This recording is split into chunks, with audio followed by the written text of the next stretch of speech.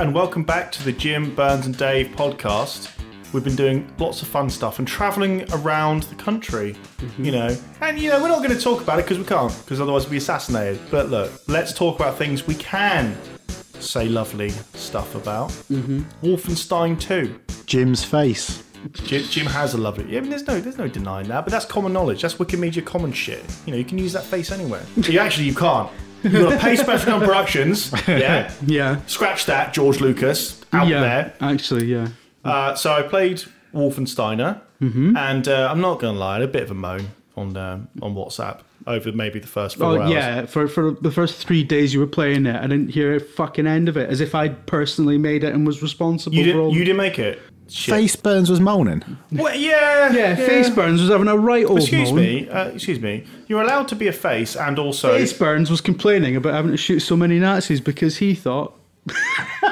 Yes, cut that thought right there. Wow, there we go. He thought they should listen to their ideas first. Overall, I really enjoyed it. The second half is very, very strong. Once you get to America...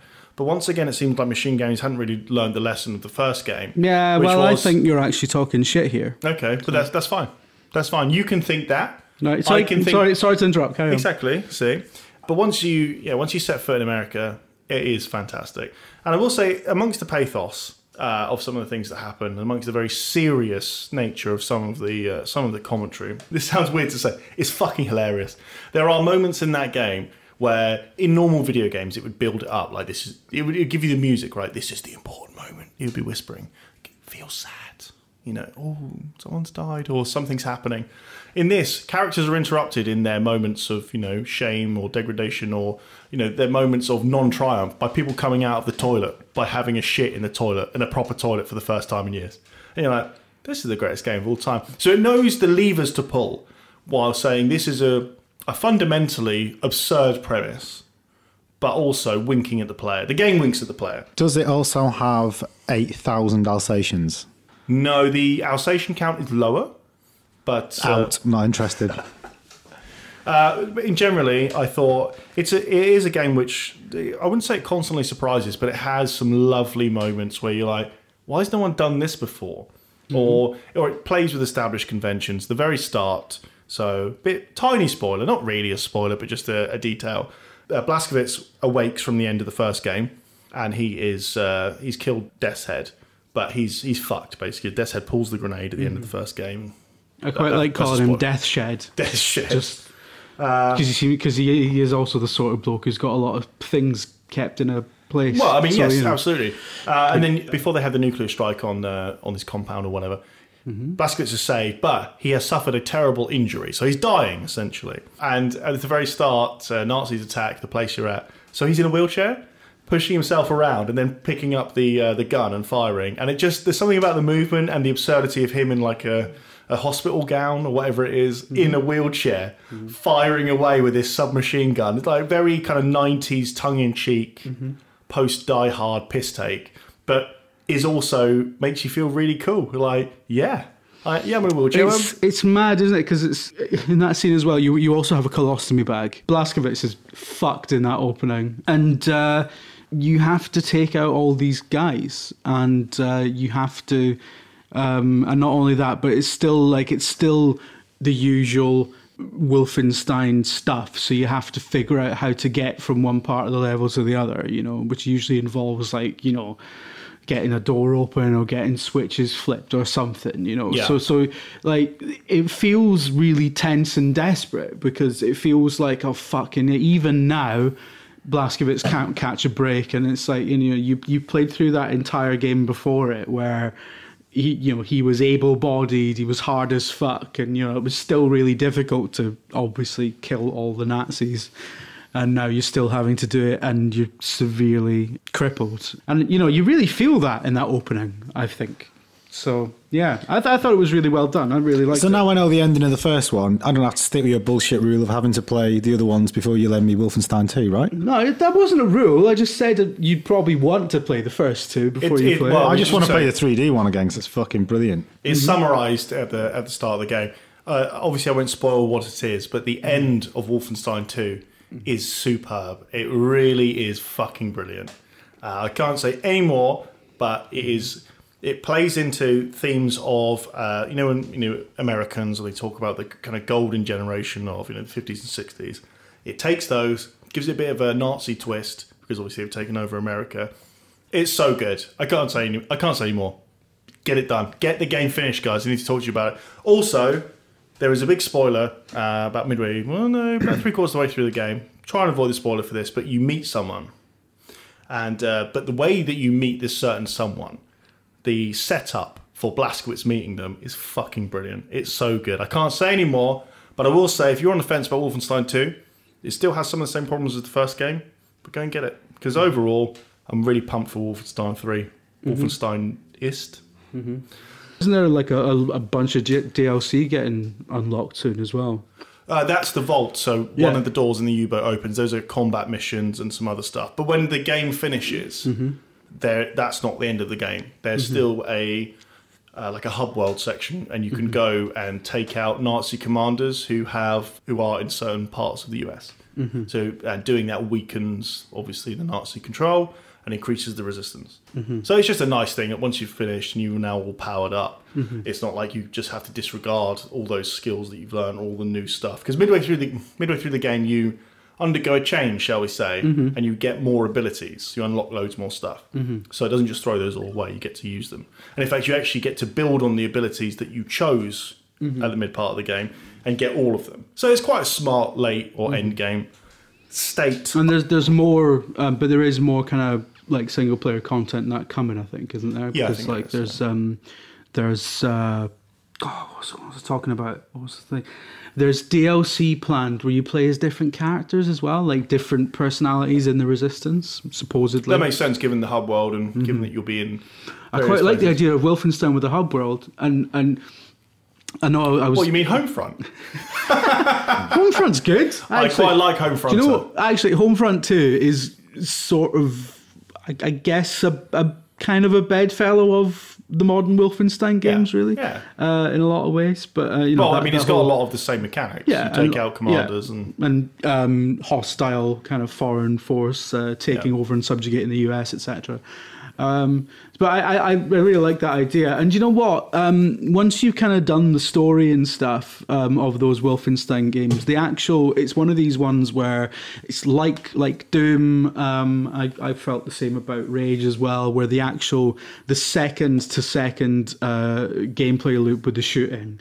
It just feels good to shoot a gun in that game. So I'll happily even if tell you what, even if they just. Like, listen, just give me a load of fucking corridors full of Nazis and don't put any dialogue in it. I'll give me just some procedurally generated fucking. In fact, do you know what? Just let me play the entirety of the original game, but with the new kind of engine. Remember how the Wolfenstein 3D levels were in the New Order, where it was the old assets and stuff, but you still had. Your new gun in hand. You still had your proper kind of PlayStation 4 gun. You know what? Just give me the whole fucking first game like that as DLC. I'll give Bethesda. Did you say this is with a light gun, the first one? In the New Order, there was various levels from. I think actually the New Order was only one level from it, wasn't it? No, the one we played, which was Wolfenstein 3D, the 92 one. Yeah. You in the New Order, you can go to sleep, and Blazkowicz has a nightmare. But he's in the old levels. Yeah. But he has still his PlayStation 4 hand. So he has his own hand and gun because that's his, It's difficult to explain when I played it, but no, I get that. I just thought you said that one of them had light guns. As in no, what are we talking about?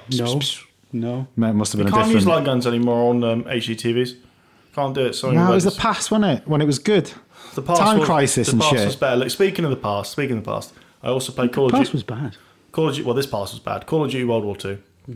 So it has a Normandy beach landing level, and that opening when you're on the boat or whatever it is, kind of coming in to Normandy Beach, is incredible in terms of how it looks and sounds. The sound is really, really good. You need to lend me this. So far, it looks. I know this sounds a bit games journalistic, it'll blow your brains out, but it does look so good, even on a box stand PS4. I know there's some trickery, obviously, because all it's rendering is essentially the people in the boat, and you can't move your head that much. So It's not like you can look behind you and look out across the skybox or whatever. But it's fantastic. The rest of the game so far is a bit kind of by the numbers Call of Duty. You go here, checkpoint this, there's a sniping bit, there's a turret bit, there's a vehicle bit. But it all looks so fucking good and sounds so good, fair enough. Mm-hmm. Fair enough. I mean, look, I played it and I was certain that I was going to annoy the neighbour, which is good because we've had a falling out. Mm-hmm. So I was like, well, this guy's noisy all the time. So I just cranked the sound system up, and all you could hear for about 4 hours out the games room was man down, grenade. And I was like, this is going to piss everyone off. I loved it. There you go. You lend him Call of Duty World War 2. You lend me Wolfenstein 2. Mm-hmm. And I'll lend you Tomb Raider 2 or something. Well, there you go. All the twos. All the twos. Yeah. Speaking of twos, let's get to the questions. I still think you'll start playing Wolfenstein 2 and you'll be like, oh fuck, I wish I'd played the first game. Yeah, but you could play it after. What? You can, but then you'll have played the second game, so you're like, well, I know where this goes now. Yeah, but you can still do that. Well, maybe I will play Wolfenstein then. Are they not still $3.99 each on PSN? I'll just give you my PlayStation login. You can play it through that. Naughty. Oh, cheeky. There you go. That is well naughty. No, it's not. I'm entitled to do that.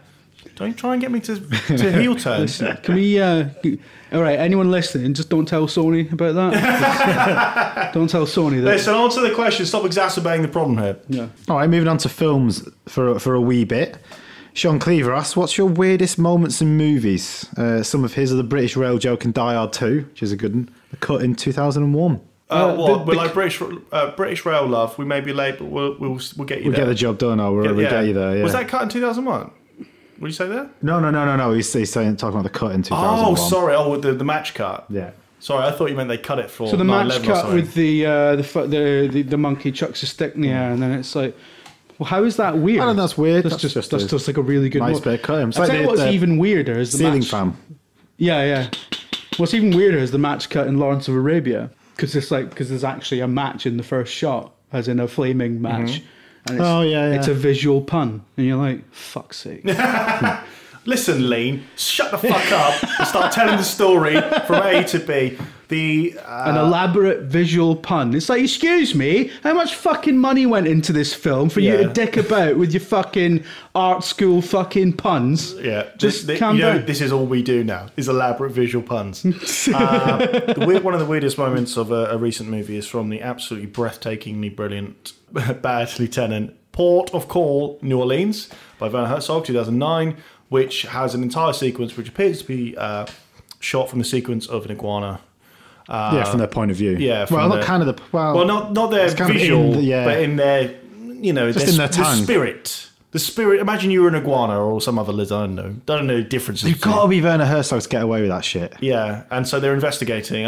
If you haven't seen the Bad Lieutenant, kind of quasi remake sequel, see it. If you want to see Harvey Keitel's penis, see the original one by Abel Ferrara. But this one, if you want to see Nicolas Cage doing some of the good acting rather than the fucking Ghost Rider shite. It's one of those movies where you're reminded that Nicolas Cage is in fact an incredible actor. He is incredible. I know this. He's also really good at forward rolls.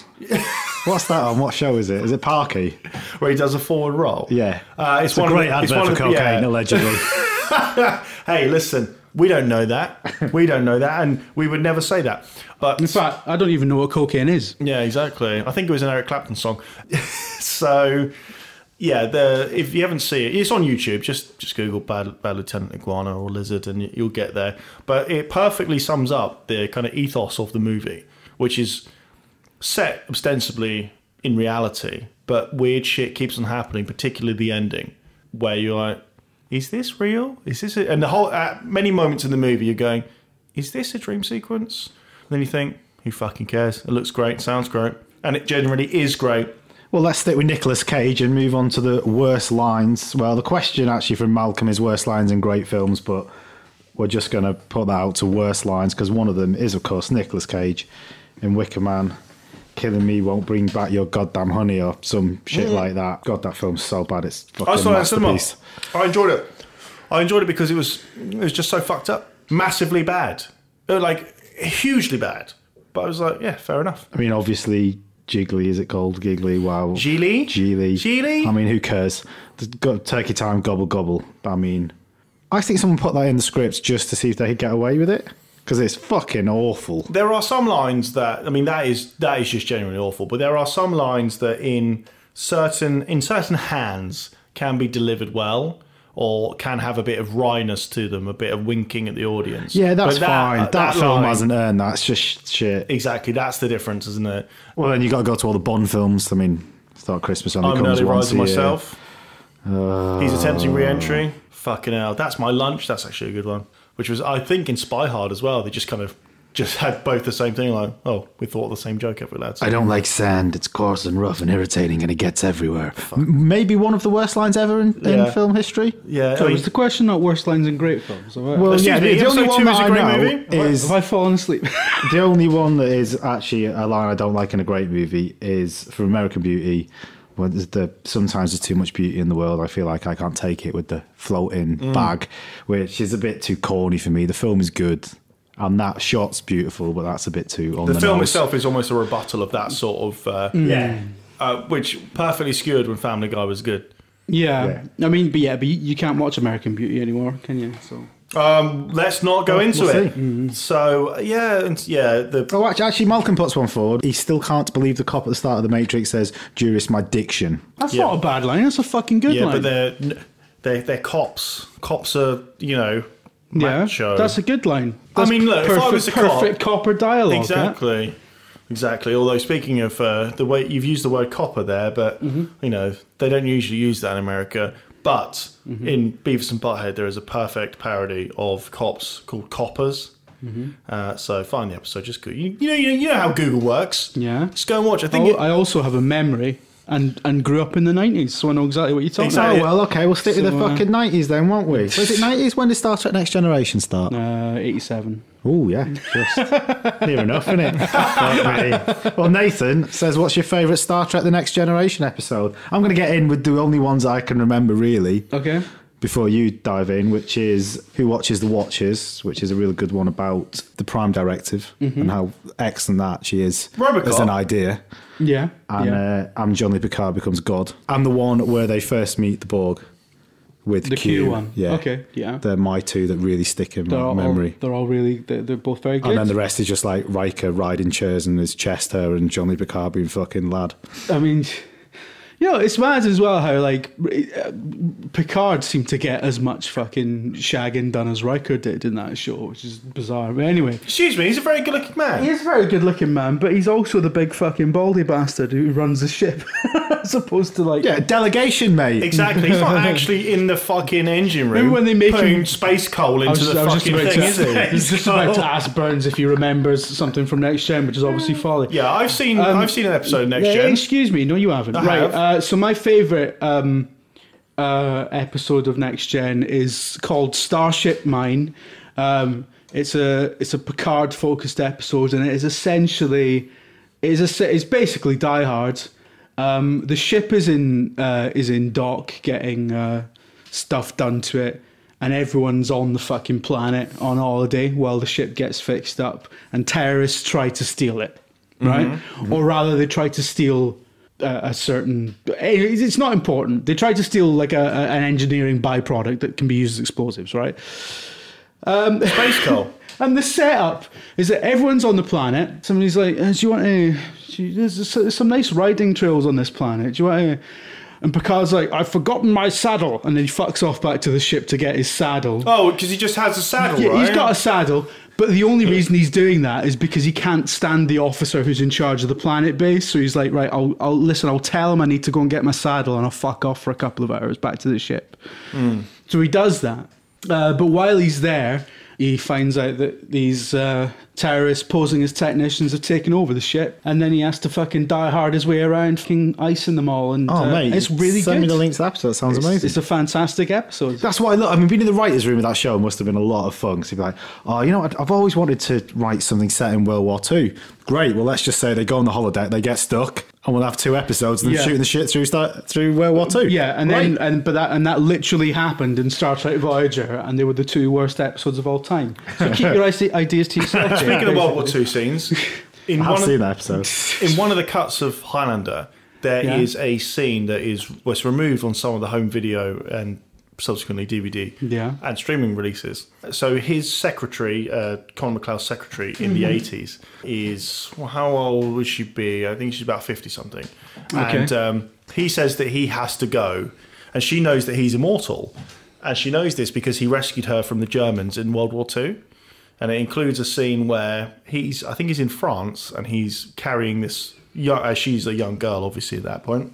And a Nazi officer shoots him in the back, and he falls on top of her, protecting her. And he kind of wakes up, and she says, "You're alive." And he says, "It's a kind of magic." I mean, this entire scene is up to that point, is dreadful. And then he stands up, and the Germans start shouting, essentially, you should be dead, blah, blah, blah, blah, blah. And then he says, essentially something along the lines of, he wrestles the gun from him, and he says, well, you should just kill me. And he says, and Colin McLeod says, "Whatever you say, Jack, you're the master race," just blows him away. But in some of the cuts of the movie, amazing. that's not in. She just says, "I've known you for a long time now." And then shoot the fucking Nazi. No, but I don't think the entire scene happens. She just says, "I can't believe you're going." And he says, "I have to because his name has been blown. The police are investigating, so he needs to move somewhere." And because he's immortal, what are they going to do? They'll be like, "Shit." Yeah, you'd have to get a new fucking social security number every. Well, I like how they get around that in the movie. They actually explain how he exists in what was modern society. That he takes the name of someone who's died at birth, and so won't have any real paper trail following that. But they have a birth date from when the age that he's meant to be in whatever era it is. David it's the same. They literally changed the law because of that book. Yeah, fucking thanks. Whoever, what's his name? He's in the Rolex ads. Forsyth. Is it Forsyth? Yeah, he's in the Rolex Not Bruce, ads. the other one. Not No. John. What's even happening here? Isn't it the Day of the Jackal? Is that one with Richard Gere? He was in the remake, which was called The Jackal. Yeah. With Sir Bruce Willis. Yeah, but it's not. He plays IRA man. Yeah.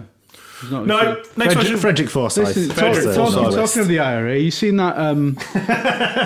That's not meant to be the. Fucking hell. That's not meant to be the punchline. No, you see that film? I don't know if it's out or if it's coming out, but the Jackie Chan versus the IRA film that's coming, which is what? Oh yeah, and so it's Jackie Chan, and I think do a car bomb in London, and his daughter gets killed. The Foreigner, that's it. And he's like, right, I'm gonna have to kill the IRA now. I mean, that is kind of the setup, and Pierce Brosnan's in it as not Jerry Adams. Yeah, I mean, wait, why have I not seen this film? It sounds amazing. So, that's not from the actual script, is it? Possibly not. So, yeah. I mean, people can't see what you're talking about. Fucking hell, it's not television, lads. Oh, yeah, sorry, just for reference. Dave is now reading an article about the film on the Irish Times website. Oh, there we go. They appear to have an excerpt from the script, but I think it's a parody. I would imagine so. So, yeah, so that's interesting. I'm looking forward to seeing that. Purely because it's absurd. But then again, 2017 is the year of the absurd. So I don't know where you're getting that from. I mean, it makes perfect sense that there'd be a film that is essentially Jackie Chan versus the IRA. Yeah. Can't wait for Brooker's fucking end of year wipe this year. Oh my goodness. He thought last year went to shit. He's going to have so much ammunition. If I was him, I'd just be like, I'm not doing it. Yeah. Just not doing it this year. I mean, how would you fucking distill this fucking shit? It's just an entire show hour of a dog straining to curl out a massive shit. There you go. Yeah. Which was also similar. You should contact Zepatron and be like, listen, I've done it. Yeah. Similar to the opening of Piss Morning, which had a dog pissing. Yeah. Which is well ahead of its time, Piss Morning, I feel. Yeah. Man, that fucking we only did 2 episodes, but everyone's convinced we did like 10. And exactly. Everyone else thinks Mandela unconscious. Yeah. I remember episode 9. I've Steve had 3 eyes. I've seen people complaining, in recent times about like, oh, it's a pity they don't do things like Piss Morning anymore. That was a great show. And it's like, hang on, we did it twice and nobody fucking watched it. What's that psychological thing though? The Mandela effect. The Mandela effect, that's it. But there are people who would swear blind we did it for 10, 11 weeks. We did. We had Michael Jackson on one of them, didn't we? It was really big on Sky Arts, wasn't it, for a while? Anyway, Philip back asks, which 2 movie stars would you like to have for parents? I mean, fucking Jean-Luc Picard's in there, isn't he, right? I want Arnold Schwarzenegger and Sylvester Stallone to be my adopted dads, and they argue about who had better careers. That's a sitcom. It's Yeah. like Two and a Half Men. Well, I've got Patrick Stewart and Dame Judi Dench, so fuck you. Fair enough. I mean, that's fine. Pretty strong, isn't it? Or maybe just the Obamas, that'd be good. They're not movie stars, but I mean, it probably will be, won't they're they? stars. What's her name? Alain Delon and Charlotte Rampling. Imagine how good you'd look. Yeah. You would look unbelievable. No, Jessica Walter and fucking anyone, I don't care, because she's so amazing, you'd just be brilliant. There you go. But Alain Delon. But thing is with Delon, don't listen, Alain, if you're listening. If you are, call me. But the thing with him is that he was the world's greatest ever looking person until he was about 35, and then he just melted. Jessica Walter and Warren Beatty. There you go. I've got the fucking Mac jawline. Attack. I look incredible, and I've got the best sense of humour ever. I mean, sure, you might say that to me all the time now, Steve. Well, but Dave, with those two, Warren, and also he looked great. Here's the thing: Delon looked great until about 40ish. Warren Beatty looked fucking brilliant until he was about 65. 75. You know, and then he went, well, I've done all the shagging now. Like, literally, he completed shagging. But then, you know, got all the trophies. he literally has completed shagging. He had to retire. The only way he actually got older was when he realised that he didn't need to be young anymore to do all that. So he went, fuck it. Fine. Jim, come on, what's yours? Oh, fucking hell, I don't know. George Clooney and Carrie Fisher. I mean, solid choice. Solid. Very Because solid. you want his genes to look like him. Yeah, I mean, the only time he started looking tired is just when he's had a kid. Before that, he just looked like he was fucking immortal. Yeah. And you know, I think they were much closer in age than one would assume, right? They were, weren't they? I'm pretty sure he's like, isn't he in his mid-50s? And she died. She died at like 63. He's got to be like 57, 8 now. Yeah, they're pretty. Maybe no. Actually, I think he's about 54. Yeah, I mean, she's a bit older, but not that much. Not to the point where it would be out of the question. Definitely Definitely not. Mate. So no, yeah, I think she would have been. I think. Maybe I don't know. Maybe I'm underestimating some of the personal struggles in her life, but I reckon she would have been an amazing mum, and she was brilliant and she was funny. And she seems to do very well in that regard. Speaks incredibly highly of her. Yeah. I mean, she was amazing. She was mates with Stephen Fry.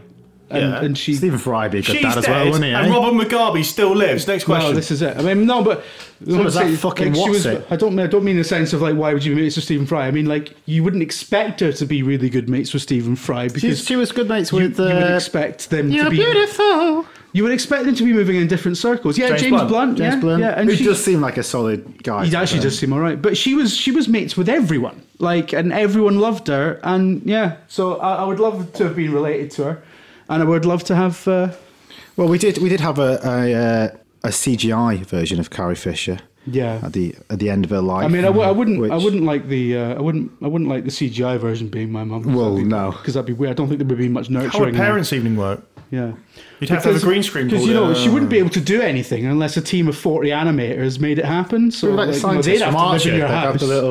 Just like me right now, basically. So yeah, but you know what I think the ideal setup would be is George Clooney is your father, and he's kind of fucked off when you're about 4, because you know, and he's just deposited his good looks into your genome and left. And you know, he's still polite and everything, but you know, you just don't live with him. And then you're raised by Carrie Fisher. I think that would have been the ideal setup. All right, fine, so, fair enough. There we go. Fair enough. Well, I mean, I've already said mine. Yeah. This question is finished. Well, yeah, that's why I was segueing in where we had a CGI Carrie Fisher to talk about the worst special effects in a big budget movie from Tom Charnock, but fucking he windmilled in again, didn't he? Yeah, well, exactly. Being raised by worst effects. Yes, the worst special effects in a big budget movie, either Alien 3 practical CGI. or CG. There's that an is dog amazing. shit. So is it Alec Gillis and Tom Woodruff Jr. from, I think it's Amalgamated Dynamics, in the absolutely incredible making of Alien 3, which is just indispensable for how to fuck up the sequel to two movies that everyone loves. There is a moment. I mean, Well, I love it, but still, there is a moment where the special effects team talk about the puppet version of it being different to the CGI version. Yeah.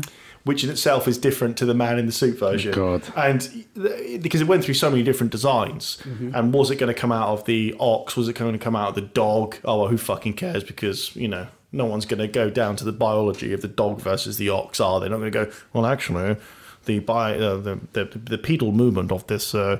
but they said that it turned up on the guy in the puppet turned up, and it didn't have the right amount of, it's got those vents, the like tentacle sort of thing, like on its back. And the CGI version is different. So the CGI version, we spent a lot of money, so it's going to be front and center, and then we're going to have shots of it in a puppet form looking completely different. Oh well, fuck it. The entire Seems movie like the type of thing you'll nail down, doesn't it? But I suppose a lot of it, as we discussed on our commentary of Alien, which you haven't listened to, go do that now. Yeah. Well, not right now, do in about 25 minutes. It is the fact that it changes shape a lot of the time and is always. I mean, it's in a day it goes from the face hugger to the. Yeah. But this was where even as an adult it changes its look. But the CGI to make it, the stuff that they did where they had the camera where it was from its vision, which was roaming around the walls and ceilings, was really good. It doesn't quite play with the Canon in that the Canon is it can't actually really see. It's like echolocation. But who cares? Whatever. But this thing being different is the sort of thing, as you say, Dave, that your special effects teams should have probably nailed down. But that's the changing nature of the production. I mean, and that sounded like an easy production to work on, so I don't know why they didn't nail it down straight away. Yeah, it's an Alien. Famously easy production, Alien 3. Alien 3. I mean, everything else went well. What the fuck were they doing? Have anyone seen Mindhunter on the topic of Mr. David Fincher? I've not seen it, but I think I'll like it because it stars like a lot of people who are mad all the time. I watched the first episode, and the main character is an impeccably dressed oh fuck, you've just taken full on the Burns role. You've not even just taken the heel. Did he have a nice watch, Jim? Tell us about his watch. I'm explaining to Burns why he would like it, because the main character is an impeccably dressed dickhead, essentially. Oh yeah, which is you. So thank you very much. I appreciate that. The cast is absolutely the cast is terrible. I'm a big fan of Anna Torv as well. Holt McCann, he is excellent. The guy who plays the mad fucking serial killer. Yes. So he's a real serial killer that they based all of his dialogue. Like when the actor was like, shit, that's taking it fair enough. well far. Fair enough. But no, the character is. Oh yeah, they're all real serial killers. A real serial killer. The one they talk to about his portrayal is really, really close, and it's terrifyingly close, and it's because you can watch a lot of the interviews, with this guy. IRL. I'm fascinated with that profiling of serial killers and stuff like that. Yeah, it's because you're fucking wrong and knowing it. But the thing is, though, like... Oh, yeah, also, he is a wrong one. Just to interject here. David's father called earlier, and he called him by his first name. He didn't even do that. He called him Malky. I said, all right, Malky Malk. I mean, that's exactly how he speaks. That is just, it's frankly unbelievable. Can you imagine that? Imagine the head kicks you'd be receiving up and down this high street if you fucking tried that. Like me with you, he's just learned to tune my voice out. Honestly. When you mimicked his voice, because I could hear him, because you're staying quite close to me, I could hear him. And fairness, Dave, the voice, your version of his was good. But the fact that you said it as if you were taking the piss out of Peter Kay, and then he just carried on talking as if... the signal and noise is just getting completely delineated here. I don't know. I'm not listening to anything he says, really. That's if I ever called my dad by his first name instead of calling him Dad, I think I'd be written out the fucking will. You're not in that fucking will, mate. Yeah, but your dad also has a very cool first name, so I'd want to be called by Vito. Yeah, mate. He's fucking so Welsh. Exactly. But I'm not allowed to call him Vito because, as far as I'm concerned, as far as he's concerned, he's like, listen, I leathered lots and lots of time and money into your upbringing. I deserve to be addressed by my proper fucking title. Trinker. Yeah, or father, or. But yeah, you know what? I'm the same because if Mia started calling me Jamie, which I don't like anyway. Yeah, but you introduce yourself as that, don't you? What? Introduce myself as Jamie? No, I don't. Excuse me. I remember when I first saw, firstly, the email address for some of your stuff is Jamie fucking Trinker. So let's start with that. It's on official record. Yeah, but that's like that's professional. I don't like, but that's your name is Jim Trinker. That's formal, but then informally, I like to be called. I don't like to be addressed as anything, actually. Just but I don't get people to address me as the Laird Stephen William Burns, do I? I don't get them to do that. Yeah. Because I'm just a nice guy, so Steve Burns, that'll do. I don't like Jamie I don't like the name. I've heard it too often. Jamie Lee Curtis. Go on, have a go at her, Jim, as well. You're going to go at everyone else, I'm aren't you? not going to have a go at I've her. got one of the finest actresses in fucking Hollywood. I think she's great. I'm very fond of her. Yeah, fuck you. Right, But, next you know, question. she probably likes it, but it doesn't Fair suit enough. me. Fair enough. So that was the worst special effects in a big budget movie. I don't have an opinion on Fucking that. hell. Honestly. Oh, what's the rock in where he looks? Is it the Mummy Returns or something? Oh, Scorpion King. Scott. Oh, the Scorpion. Yeah, that's that's like a PS1 Yeah, that. Well, I mean, it's not low but budget game. It's really fucking bad. yeah. The skin tones are crazy bad in that. Like, it just looks like leather. To Looks be, like Hulk to Hogan. be fair, though, I mean, it was quite. It was. It wasn't fucking that early, mate. Before you started. It wasn't. defending it. No. It wasn't early. It was sort of at the midpoint in the 2001, was development of CGI. But it wasn't that far on in our exploration of the uncanny valley, should we say? Yeah, that's So, like, actually, because we still can't do people now.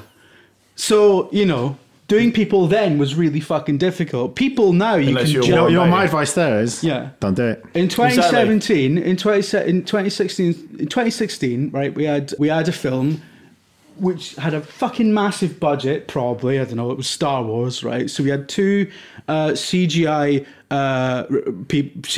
creations standing in for real people and acting alongside real people. And that is a Star Wars film with a Star Wars budget in 2016, and it still looked fucking crap. I don't think it looked crap. So I think that the thing to do there was to hope was fine. Bang, and you're out. Having entire conversations just felt weird. Discretion is the better part of valor there, isn't it? You could just use snapshots of them rather than a full on. I'm Shoot it in talking reflections, to you. I don't even mean like. Look, I don't even mean like. I mean the workmanship on it is incredible, and like they. So I know a lot of people who worked on that movie, so much, including Dave Mills. So much money and time and talent went into making the CGI fucking Peter Cushing, for example, right? But like it still doesn't hold up. Yeah, it doesn't look like a real person. It's incredible for what it is. That's the thing. It's incredible for what it is. That's the uncanny valley. We know that it's not. It's incredible for what it is. And you know what? There are a couple of shots where you're convinced, especially when they stay out. When they're not fucking putting a fill light right on the fucking thing's face, basically. Digital fill. Switch it on. Switch your eyes. I mean, that's what pissed me off, actually. I was like, if you stopped fucking blasting the fucking 3D model with light, you would have well got away with it. Yeah, if he was just standing behind Vader. Yeah. Like he does in the... Slightly out And focus on shadow. Also, he lives on the fucking Death Star. There's no lights in the fucking thing anyway. Exactly. But so I wouldn't have a go at the Scorpion King, although you're right, it did look bollocks. What were we talking about? I think we've gone completely mad. If it was Peter Cushing as the Scorpion King. Honestly, if it was 30 years before, it probably would have been, given his output. Yeah. Right, come on now, let's get this thing fucking wrapped up with some questions. We've only been recording for 25 minutes, Burns. No, we haven't. Yeah, we have. No, we haven't. We have. No, we haven't. I'm telling you, it fucking says here 25 minutes. No, this is going to be split into two parts. Well, Alex asks, why do only good films get remakes? Because they've charted. No, I'm 100% with Alex here. Like, I mean, the question continues in the sense that what films had a good premise which was fucked in the execution? The phrase he uses is "fipped it." Let's point that out. Yeah. Fucking hell. I mean, that's a I'm just blast putting in your language, innit, Jim? that's a blast from the past. LA Takedown is one of the ones that usually bring up. LA Takedown, which became Heat. So that was remade by the same director. That's a do-over though. That's not quite the same. I think this is more getting at there are films that have got good premises that aren't executed properly. Why are they not remaking them rather than going, you know what we should do? We should remake Citizen Kane. Yeah, but the built-in... Because the shit film didn't make any fucking money. Yeah, exactly. The built-in... Yeah, because it wasn't executed correctly. Yeah, but then we're into Ouroboros style... Yeah, but no, I'm 100% with Alex here, and you're both fucking wrong, and I'll tell you why. Because obviously the good film executed it right in the first place, so you don't need to redo it. Well, I think the not Lars von Trier. Who did Psycho? Can you see I'm busy, Ben? Gus Van Sant. Gus Van Sant. Exactly. The van threw everyone. Well, because it's essentially it's like it's the same argument for why do fucking Simon Cowell's acts always do a cover of a song that's popular? But shut up, that's talk amongst yourself. It's not a totally different thing. Then I'm going to the pub. Why does he do that instead of covering fucking Agadoo? Well, I mean, it's Hey, listen. Yeah, but Agadoo was a hit. So have you? Hang on. Are you just fucking leaving the room now? Yes. So you've booted the mic stand and then fucked off to the. Gee, the level of professionalism. Let's do the next question. Let's do the next fucking question. You can hear him cackling like a little witch in the other room. I mean, I'm sorry about that, listeners, because he's. We'll just turn his mic off from now on. That's the height of fucking. Actually, on another note, Special Gun is recruiting. If, I might just mute his mic next when he comes in mid word. All right, Jim. Right. Saran asks, what video game adaptations would be better suited? Oh, sorry, would video game adaptations be better suited to TV rather than films?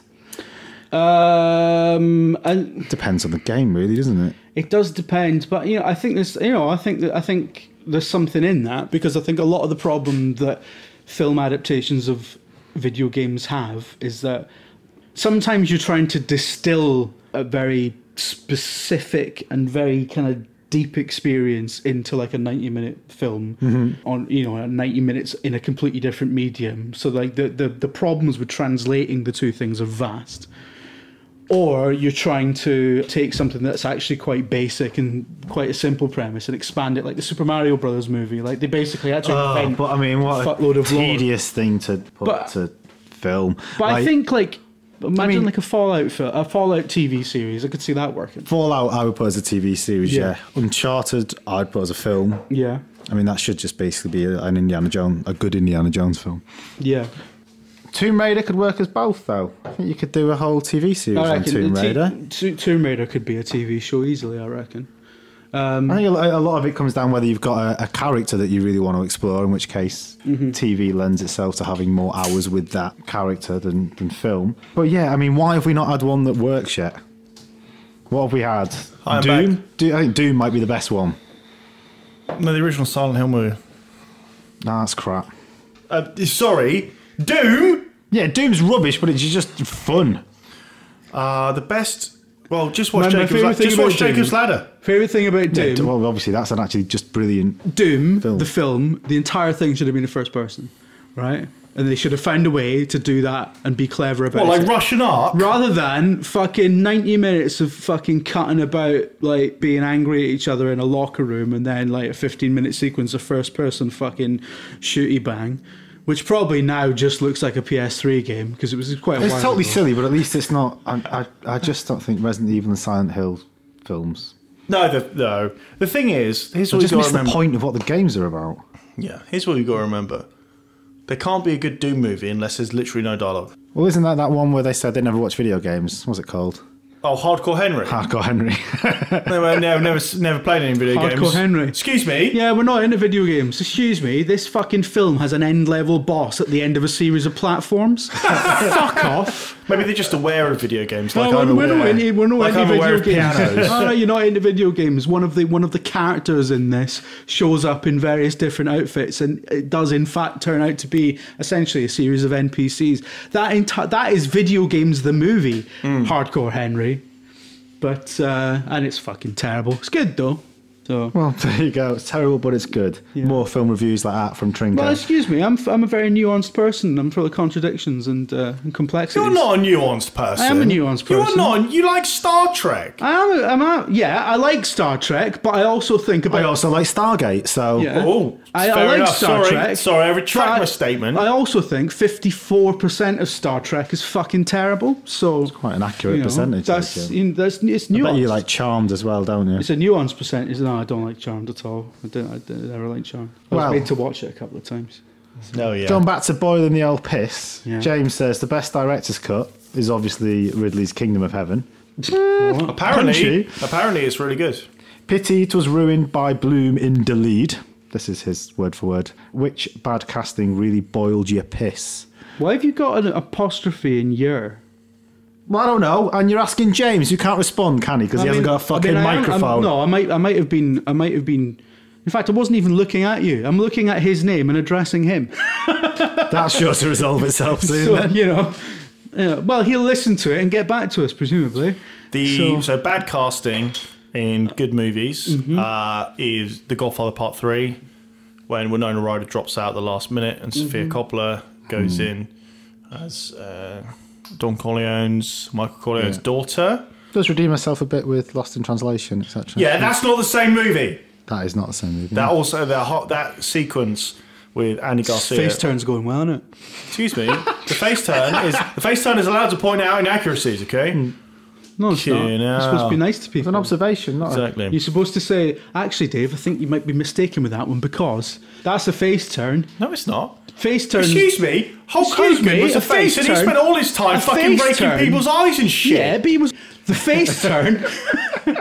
That's not even an alleged. That is like 100%. Just so we're clear, that's not staying in. Look at the waveform right here. No, because I'm going to take that and I'm going to make sure it stays in. Right. What's he going to do? Fucking have our Oh yeah, because Hulk Hogan's never sued anyone before, is he? He's well known for hating litigation. Fucking hell. Always. I can't even remember what I was saying. No, you can't just behave in the same way and call it a fucking face turn. I've been very polite. I mean, this isn't WWE.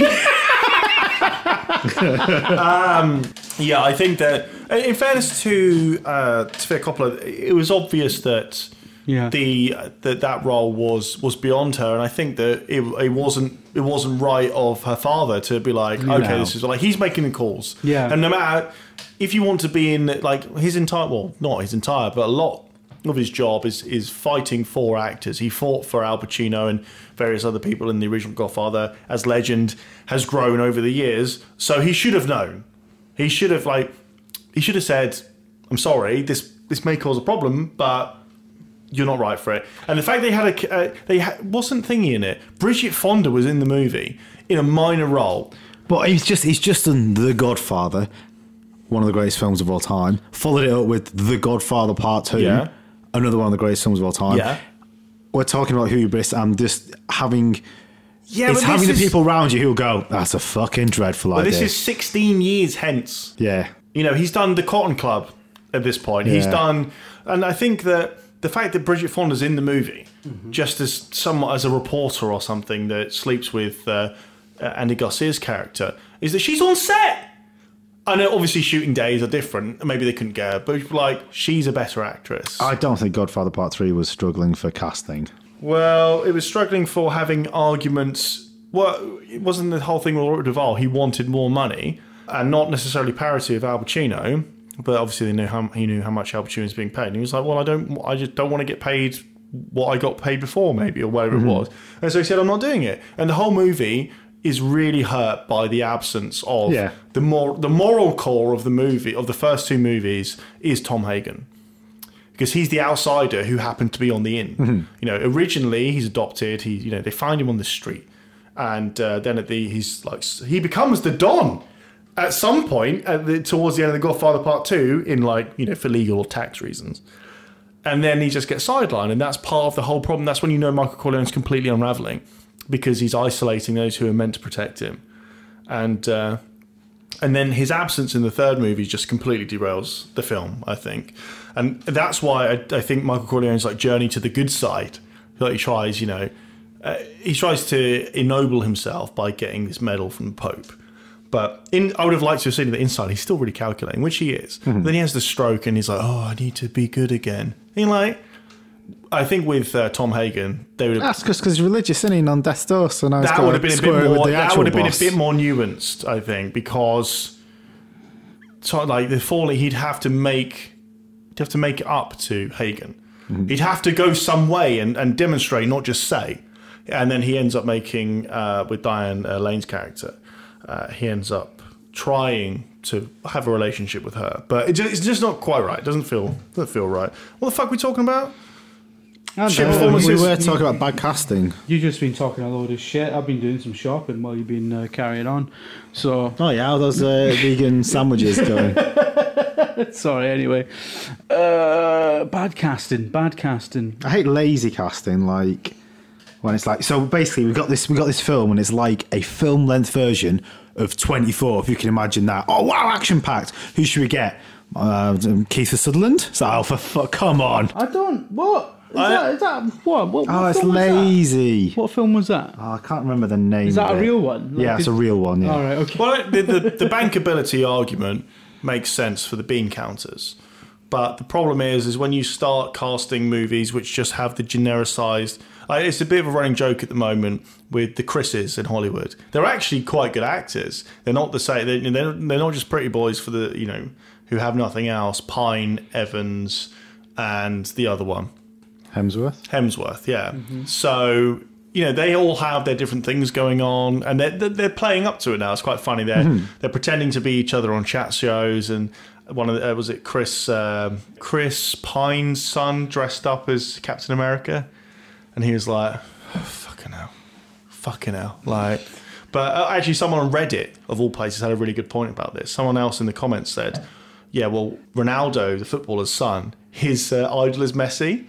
And someone responded saying, yeah, because Ronaldo is just his dad. Yeah, exactly. Like, Messi exists in almost like a fictionalized version of reality, whereas Ronaldo comes home and starts, like, I don't know, doing Why have you not done your room? Yeah. Put the washing Ronaldo on. comes home and tells him he's fucking being a dickhead.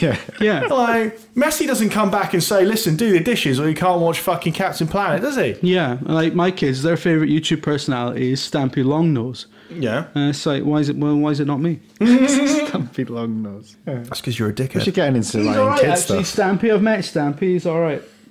Well, I'm not. Well, I've been in the same room as him. He seemed all right. He walked in. I thought it was Simon Amstel. It wasn't. Fair. So, The Fair's Cup. But we were talking before about casting against type.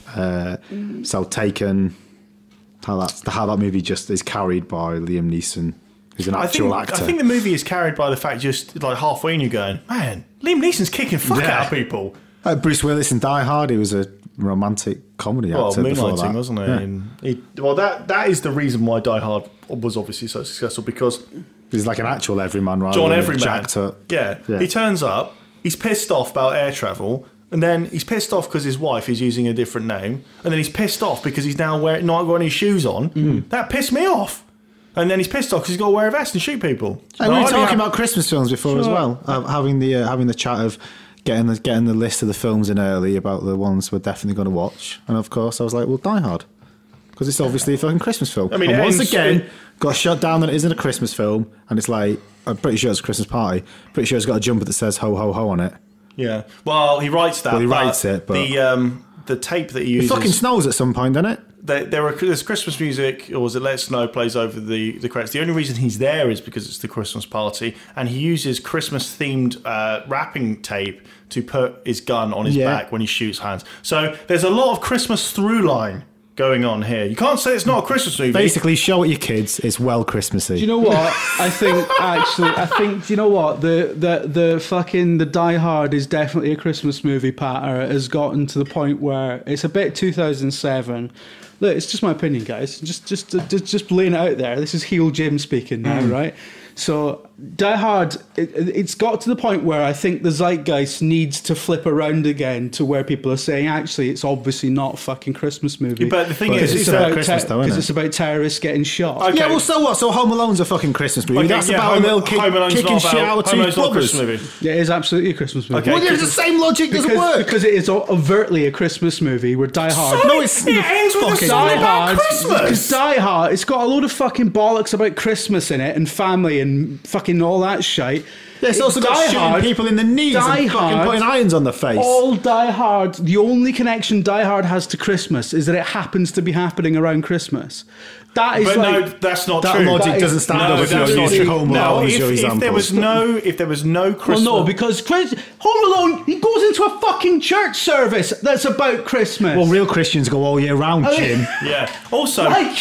a lot of the jingles that are in the score are Christmas themed in Die Hard. He is only there for literally the Christmas party. Now I'm telling you. Listen, if I just think it's a little bit obtuse to It's insist. not just. You're making the same argument. No, firstly, it's a little bit obtuse to keep insisting that it's a Christmas movie when actually not a single fucking person has ever denied that it's a Christmas movie. I had that argument literally last night with two other people that insisted it wasn't. Well, they are the only people in history who have ever insisted that it isn't Nonsense. a Christmas movie. And fucking you. Yeah, but I was doing it for comedy effect. I mean, it's obviously a Christmas movie. It happens at Christmas. But You're fucking dead. This is a no. He's taking his heel shit too seriously. Look, I'm just saying. I think it would be vastly more entertaining if the you know, I know what you mean though. Like the whole, it's kind of like the self-satisfaction of the, as if you, it's like conspiracy theory, as if you've discovered something. Like, well, actually, Die Hard is a Christmas movie. That's it's like, what I don't like. It's like, well, yes, you know, of course it is, and people it's not even particularly subvert. It's exactly. It's the same. It's the Christmas movie take equivalent of getting to the fucking 2nd of January and going, "Where's my flying car?" It's like, you're not getting one. What does that mean? It's not even fucking funny. What's that reference to? It stopped being funny. What's that it was reference never to? funny. What's that reference to? That whole thing. You never seen that on Twitter or whatever? No. I've had it in person as well, where people lament the fact that they still don't own a flying car, despite the fact that it's so many. We years weren't after promised flying the cars. We were promised hoverboards. We got flying cars. They're called planes. We kind of were promised flying cars, but They're called helicopters. You just can't afford one. But the thing is, it's like, well, I mean, you don't have a flying car. The reason you don't have a flying car, they do actually exist. They have been invented. The reason you don't have one is because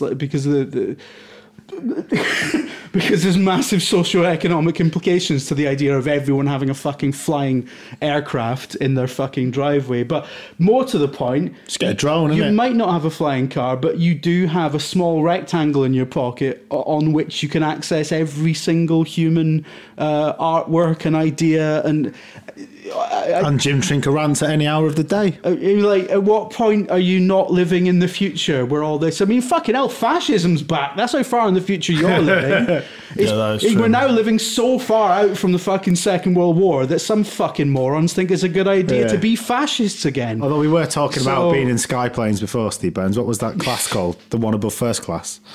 Oh, it's The Residents. Oh. So someone tweeted about watching people review first class and business class. Yeah. And I was like, you know what? I'm going to have a quick look around these. And because he was saying basically the guy's a massive walloper. And the guy I found, he was quite nice actually, he was very polite. But there was one chap who he was in, it's called The Residents. I think it's on Etihad. And so, like all like business class, the car picks you up. You go there. There's no fucking check-in. Excuse me, check-ins for poor people. What, you book business class, they send you a car? Yeah. Oh, shit, man. Yeah. Well, some of them Virgin do. So you go through. So he goes through. There's no fucking around here. There's none of this. Take your fucking belt off, mate. Let's just get the fuck out of my way. Your concierge meets you.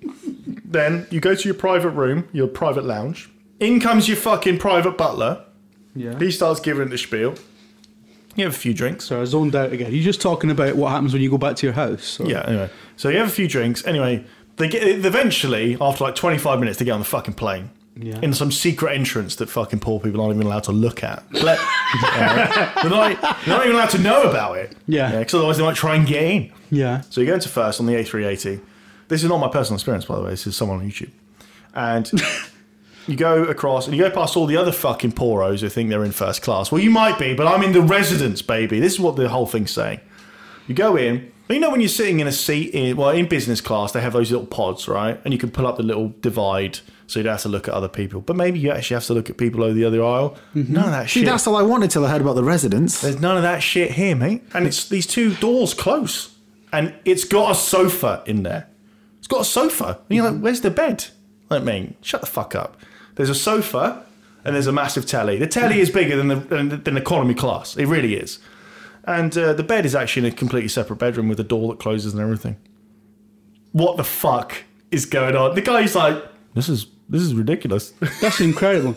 That's incredible. So basically, some people have just essentially a hotel room on a plane. Yes, that's almost exactly what it's like. Which is brilliant, but also, I mean, how often are you on a plane long enough to need a fucking hotel room? I think it's I've only... done it a couple of times this year. Yeah, it's the Australia stuff, isn't it? Mate, if I had a fucking bedroom on that plane, Yeah, but you've had to, haven't you had to kind of split the journey and, you know, I mean, at some point the plane's going to fucking run out of fuel. Like, it can't go for that long, surely. Listen, I'm if not it comes sure to what a your choice, jumping logic is here. I'm sitting in a chair for 13 hours, or sitting in a lounge in the sky, Yeah. and then going into a fucking private bedroom and flicking on base station or whatever they're doing. You know, fair enough. I mean, that is true. That is Yeah. true. I mean, bet they're downloading all the porn in the fucking residence bedroom, isn't they? It comes to free, mate, as well. You don't have to phone down to Exactly. reception. it is pretty incredible. Like, I mean, Awkward partridge phone call. how much does that cost? It must go. We should look it At up. least $6.99 more. Yeah. Flash it on the screen, Are Jim. you joking? Flash I it mean, on the that screen. sounds to me like that's probably like a good 30 grand to get to. Yeah, for sure. Next week it'll just be sponsored by Etihad. We'll be like, yeah. So anyway, it's not ridiculous. It's great. There you go. If I hadn't seen such riches, I could live with being poor. There you go. Right, let's wrap it up there, I think. Listen, Let me begin. I'm sick of this fucking having no money pattern. You know, I need to stop fucking spending. Yeah, stop spending it on fucking watches that tell you when Patrick Danes fucking tweeted you, mate. It doesn't. It tells me when Ian Dransfield has texted me, which is a lot more important. I did also notice that Alice Bell asked us if any of us are an Aztec camera. Well, actually, this is the time to say that actually next week we've got Aztec Camera on the podcast. Yes! So You know. tune in then. We Yeah. bumped into him in McDonald's, didn't Yeah, exactly. they? Yeah, there's a problem with my Big Mac.